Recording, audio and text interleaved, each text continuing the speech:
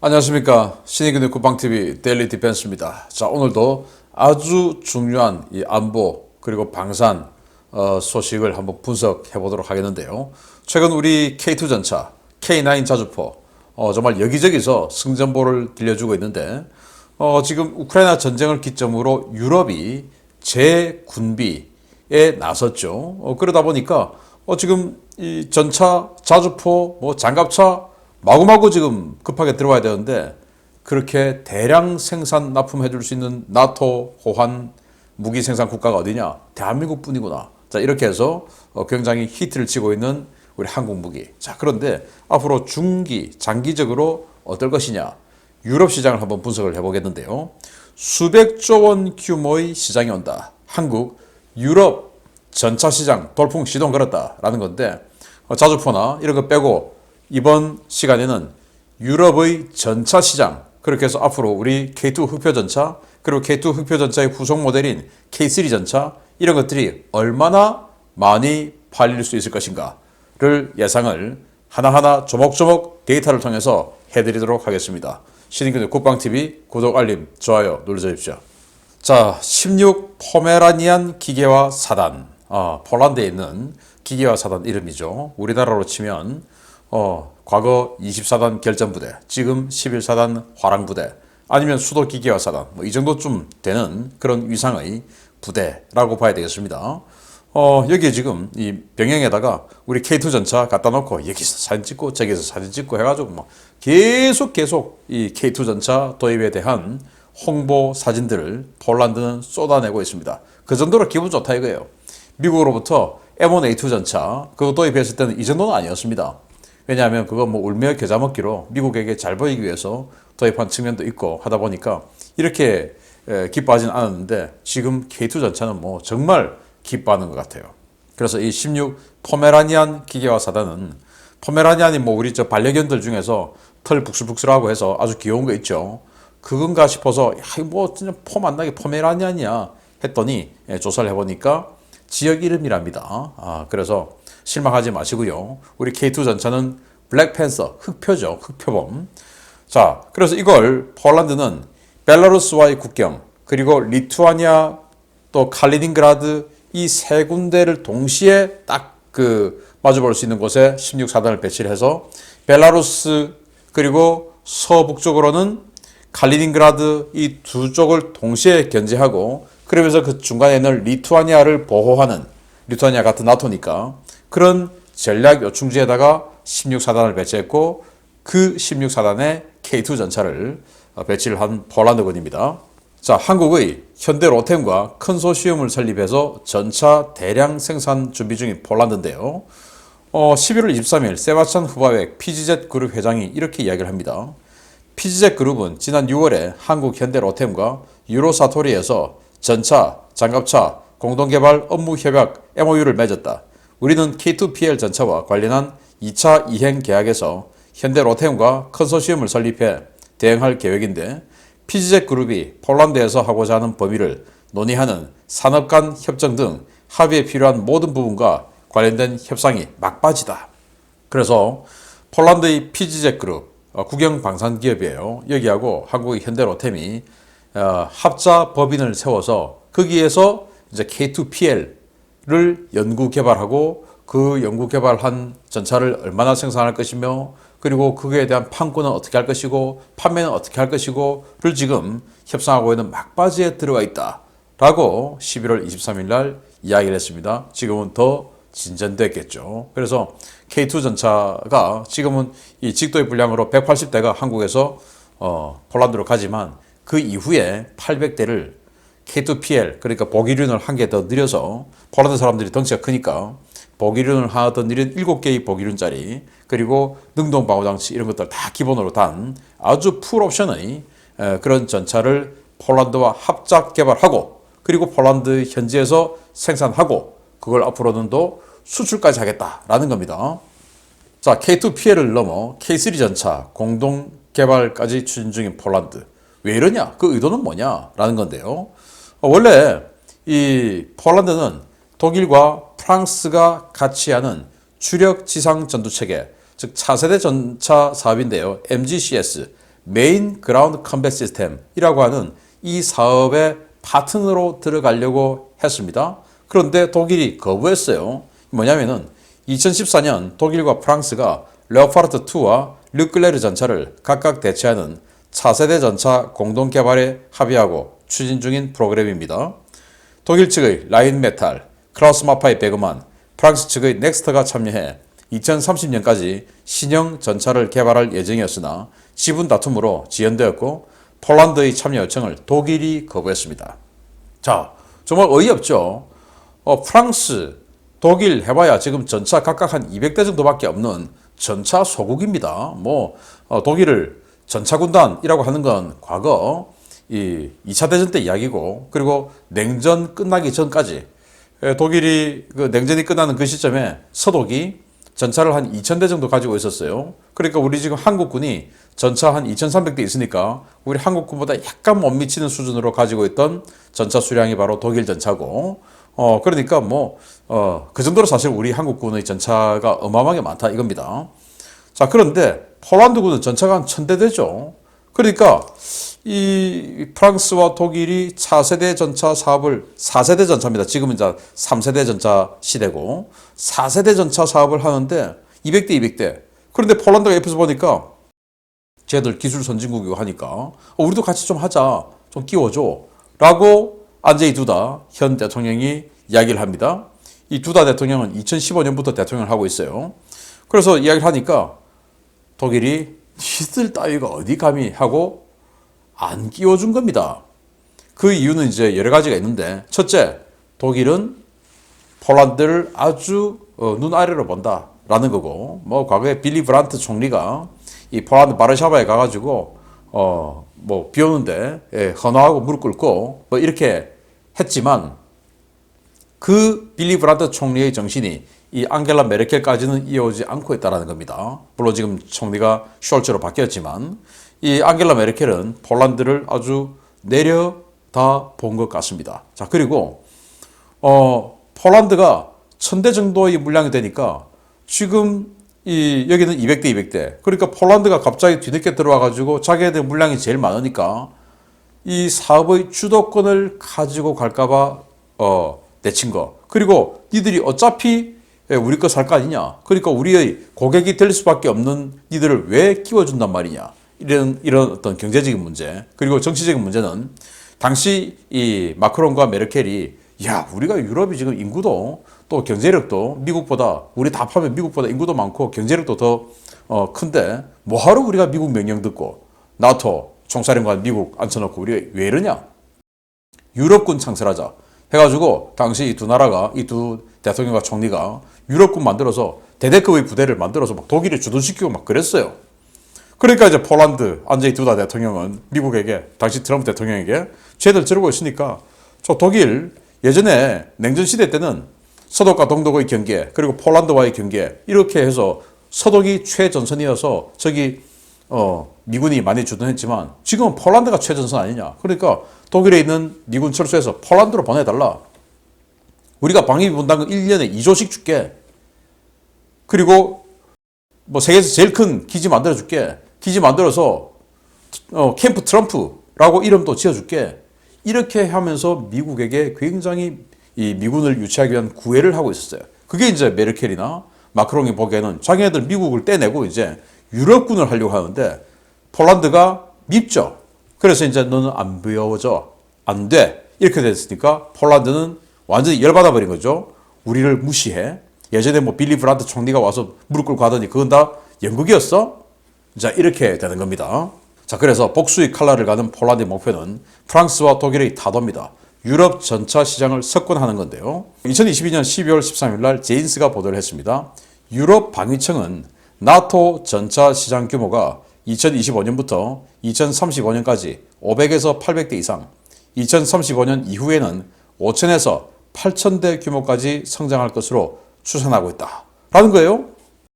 자, 유럽 방위청, EU, 유럽연합 정부가 있죠. 거기에 있는 이를테면 방사청 같은 그 기구에서 조사를 해보니까 2035년까지 단기적으로는 한 800대 정도의 전차 시장이 유럽의 나토에 있고, 그리고 그 이후에는 5천에서 8천 대 정도 전차 시장이 된다라고 발표를 한 겁니다. 어마어마한 거죠. 5천에서 8천 대. 그래서 이게 실화냐 싶어서 저희 연구원들이 지금 유럽에 그리고 나토의 전차 전력 수량을 다 분석하고 그럼 앞으로 이 국가들이 몇 대를 구매할 것이고 그러면 우리 K2 전차 또 K2 전차의 미래형인 K3 전차 이런 우리 한국 전차가 도대체 어디에 끼어들 수 있을 것이며 몇 대를 팔 수 있을 것인가 경쟁자는 누구냐 이걸 이제 조사를 했습니다. 그래서 나토 국가들 탈냉전 후에 처음으로 팽창하는 나토 전차 전략 현재 규모는 미국은 현재 M1 전차 5,500대 이상을 갖고 있는데 미국이 뭐 완전히 넘사벽이니까 여기 빼고 영국 챌린저2 전차 227대, 캐나다 레오파르트2 전차 82대, 덴마크 레오파르트2 44대, 이탈리아 아리아떼 전차 197대, 네덜란드 레오파르트2 18대, 노르웨이 레오파르트2 52대, 뭐 이렇게 쭉 해서 프랑스 르클레르 전차 406대 쭉 해서 뭐 대부분 이제 레오파르트 전차예요. 그리고 동구권 출신들은 전부 T72, T72 여기 나온 거 대부분 뭐 단대원은 다 그 모델명은 다르지만 실제로는 다 T72 전부 T72. 그러니까 이 동구권 출신의 T72는 현재 나토 포탄하고 호환도 안 되니까 당연히 또 다 바꿔야 되겠죠. 그리고 여기 레오파르트 2라고 되어 있는 것 중에서 독일이 탈냉전 직전까지 가지고 있었던 레오파르트 2 A4 그거 중고로 산 나라들이 엄청 많습니다. 그거 다 이제 교체해야 되겠죠? 이런 겁니다. 그래서 미국 제외하고 나토 전차 보유량 총계가 6,960대 플러스 알파. 그러니까 아까 유럽 방위청에서 발표한 5천에서 8천대 그 발표는 거짓말이 아닌 것입니다. 이걸 1대1로 대체를 하든지 지금 또 유럽이 재군비 그래서 군비 증강 선언했으니까 뭐 독일만 해도 우리 전차 전력 2배로 늘리겠다 뭐 이러고 있으니까 그렇게 되면 8,000대 그것도 거짓말이 아닌 것이죠. 그러니까 이거 어마어마한 시장이 생기는 겁니다. 무지막지하죠. 자 그럼 여기서 뭐 그렇다고 우리가 다 팔 수 있냐? 그건 아니죠. 미국이 우리 전차 살 가능성은 뭐 거의 제로에 수렴하죠. 그러니까 팔 수 있는 우리 걸 살 수 있는 나라는 뭐냐? 어떤 나라냐? 한번 보겠습니다. 영국 안 살 거예요. 왜냐? 챌린저2 전차 지금 227대 있는데 그걸 108대를 챌린저3로 지금 개량을 하고 있으니까 그 개량하면 그것도 뭐 상당 기간 쓰겠죠. 그럼 영국 빼고 캐나다 레오파르트2 A4 전차 62대를 갖고 있는데 구형이죠. 요거 교체를 추진합니다. 그리고 덴마크는 지금 뭐 새 전차 지금 사고 있으니까 안 살 거고 이탈리아 아리아떼 이거 나중에 바꿔야 되고 이탈리아는 아리아떼 전차까지는 자기네들의 독자 전차를 만들었지만 그 이유는 이제 전차 안 만들겠다는 겁니다. 개발 안 하겠다는 거예요. 그리고 이제 어느 나라 거든지 레오파드든지 우리 한국의 K2든지 뭐 사야 되죠. 네덜란드 18대 노르웨이 52대 지금 뭐 사업하고 있고 우리 K2가 굉장히 가능성이 있죠. 포르투갈 레오파르트 A6 요거 중고로 샀어요. 37대 요거 되고 프랑스는 자기네들 지금 뭐 르클레르 있지만 또 독일하고 MGCS 하죠. 그러니까 프랑스는 뭐 안 살 거예요. 그리스 가능성이 있습니다. 튀르키예 안 살 거죠. 왜냐? 자기네들이 지금 우리 K2 전차 기술 사가가지고 알타이 전차 만들었으니까 알타이로 다 대체를 하겠죠. 독일 당연히 안 사겠죠. 레오파르트 만들겠죠. 그리고 프랑스하고 MGCS 하니까 프랑스, 독일 안 사겠죠. 튀르키예 자기네들이 알타이 전차 우리 K2 기술 갔으니까 안 되죠. 그러니까 독일, 튀르키예, 프랑스, 영국, 덴마크 빼고 계산을 합니다. 자 그리고 스페인 레오파르트 A4 108대 이거 교체를 추진하고 있어요. 체코 최근에 독일로부터 최신 전차 샀습니다. 그러니까 이건 뭐 체코는 끝났습니다. 시장 끝났죠. 폴란드 우리 K2 전차 도입을 하고 있는데 레오파르트 A4 전차 이거 구형 있어요. 249대 요거 아마 대체해야 될 겁니다. 요 사업 있어요. 폴란드 아직.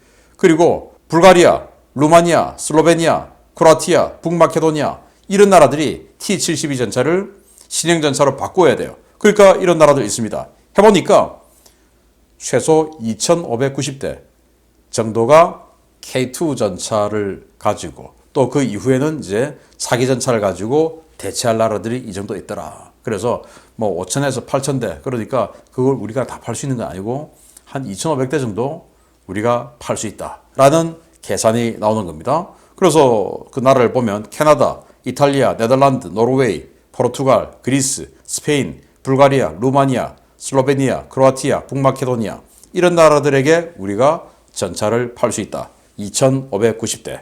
자, 그럼 경쟁자는 없나? 있습니다. 밥그릇 싸움 때문에 삐그덕대고는 있지만 MGCS가 있죠. 그런데 이걸 그 유럽 구매자들 외면합니다.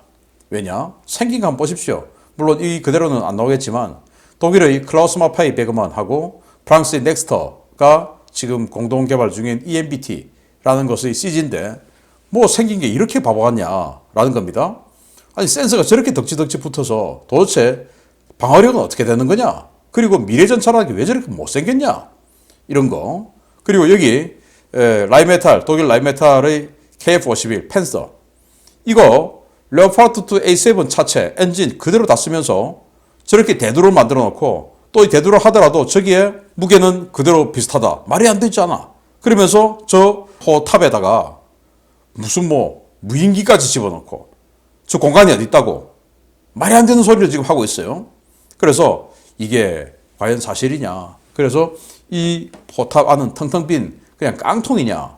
지금 이렇게 시제 차량 만들어가지고 막 달리고 있는 사진 막 홍보하고 있습니다. 그런데 아무도 관심을 안 가져줘요. 왜냐? 이 라이메탈, 이 펜서 이거는 독일 정부가 요구한 게 아니고 이 세 업체가 지금 MGCS, 즉 독일과 프랑스의 차세대 전차 사업을 하는 그 당사자 회사들인데 서로 지금 밥그릇 싸움 하느라고 야, 우리 이런 거 또 만들 수 있잖아. 그러니까 우리에게 주도권 줘. 하는 겁니다. 그런데 이 프랑스의 넥스터는 르클레르 전차를 만드는 회사인데 자기네들은 우린 차체 그리고 포탑 우린 다 만들 수 있어. 그러니까 우리가 주도권 가져야 돼. 마치 라팔 만들었던 다소가 차기 전투기 6세대 전투기 사업에서 우리는 다 만들 수 있으니까 우리가 다 해야 돼 하는 거 똑같은 소리 지금 프랑스 전차 회사인 넥스트가 하고 있어요. 독일은 차체 부분은 크라우스 마파이 베그만, 포탑 부분은 라인메탈이에요. 그래서 야 포탑은 우리 라인메탈이 세계 최고잖아. 그러니까 우리가 해야지. 또 크라우스 마파이 베그만은 무슨 소리야? 차체, 엔진 뭐 이런 거 우리가 최고지. 그런데 프랑스 넥스터는 야 니들은 따로따로 한 개씩이지만 우리는 다 할 수 있으니까 우리가 그냥 다 할게. 이러고 지금 싸우고 있어가지고 사공 때문에 지금 뭐 아무것도 안 되고 있는 상황이에요. 그래서 제가 봤을 때 이거는 뭐 좀 힘들 것이다. 그리고 2040년대도 안 나올 것이다. 라는 생각이 듭니다. 이런 상황에서 빈틈을 노리고 훅 들어오는 미국인데요. 사상 첫 열화 우라늄탄 수출 승인을 했습니다. 폴란드에 중고 M1A1 전차를 수출을 하는데 거기에 이렇게 열화 우라늄탄을 보낸다. 라는 이 보도자료가 나왔어요. 열화 우라늄 포탄은 뭐냐? 우라늄 농축 공정에서 발생하는 잉여 우라늄 238을 이용해 제작되는 물질인데 천연 우라늄보다 우라늄 235 비율이 낮은 물질로 원자량이 많아 밀도가 매우 큰 특성을 이용해서 전차의 장갑판 또는 포탄 관통자로 활용합니다. 환경상 시비로 미국과 러시아 등 극히 제한된 국가만 사용합니다. 그러니까 우라늄을 농축하면 우라늄 235를 이제 계속 그 밀도를 높여야 되죠. 이게 이제 고농축 우라늄 아닙니까? 그러면 밀도를 높이면서 흘러나온 부산물이 이제 우라늄 238 이게 많이 섞인 부산물들이 나오죠. 이거 가지고 만드는 거예요. 왜? 이게 입자가 밀도가 아주 두꺼워서 일반 뭐 텅스텐이나 이런 것보다 훨씬 더 무거워요. 무겁다는 것은 세다는 말이 되겠죠. 운동 에너지가 세다는 말이 되겠죠. 그래서 관통력이 아주 좋습니다. 또 이걸 장갑으로 만들면 방어력이 아주 좋습니다. 그래서 미국 전차들은 열화 우라늄 장갑판 그리고 미국 전차 포탄은 열화 우라늄 관통자 이런 걸 만들어서 아주 관통력이 뛰어나요. 그걸 최초로 폴란드에 팝니다. 이제는 열화 우라늄 탄을 살 가능성이 높아진 거죠. 매력적으로 된 겁니다. 이제 미국 전차가. 그전에는 미국 전차가 성능이 안 좋다. 이제는 44 구경장 가지고 지금 어디다 비비냐 라는 건데 44 구경장이라도 열화 우라늄 탄이면 관통력이 제일 좋으니까 시장에서 인정을 받을 수 있는 가능성이 생긴 거예요. 그러면서 지금 이 에이브람스 X라는 이 전차를 미국 제네럴 다이나믹스 랜드 시스템스가 내놓고 이거 사라 라고 또 홍보도 하고 있습니다. 자, 그러면 2035년 이전에 유럽 전차 시장 3파전 시장은 누구를 선택할까?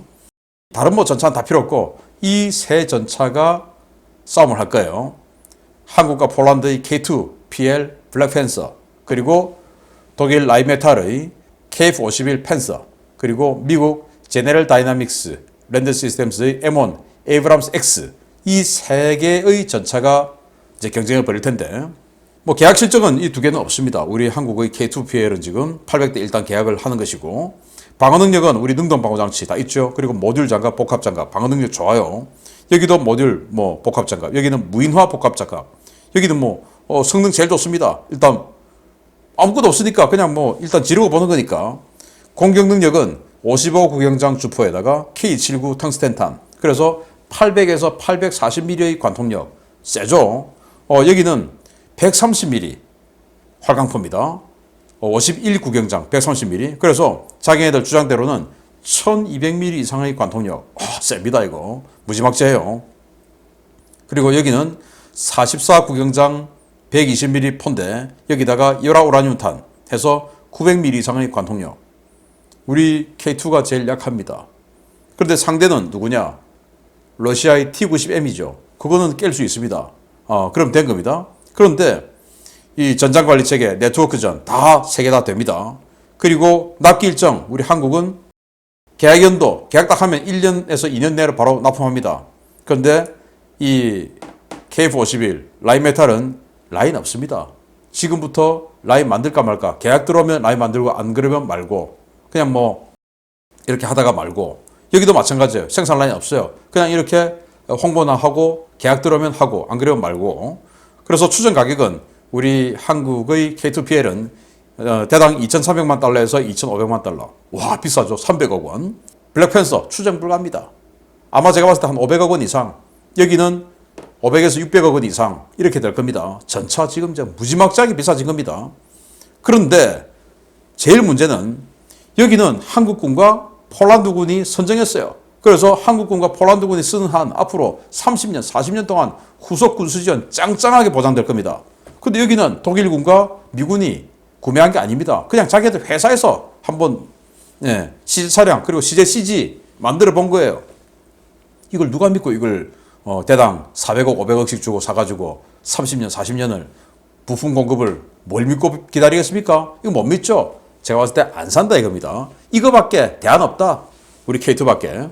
거기다가 2035년 이후에 또 어마어마한 수량의 전차 시장이 있죠. 거기에는 이제 우리 로템 그리고 PGZ 그룹이 Join Us 같이 해가지고 K3 전차를 만든다라는 건데, 여기는 48에서 55톤의 전투 중량, 그리고 포탑은 무인화, 소프트 킬, 하드 킬 다 해가지고 다 재밍 해가지고 적 미사일 떨어뜨리고, 또 아예 요격탄 날려가지고 요격하고 하는 이 능동 방어 장치 기본으로 들어가고, 대전차 미사일 당연히 들어가고, 또 정찰 드론까지 장착하고, 여기 드론 다 들어갑니다 여기.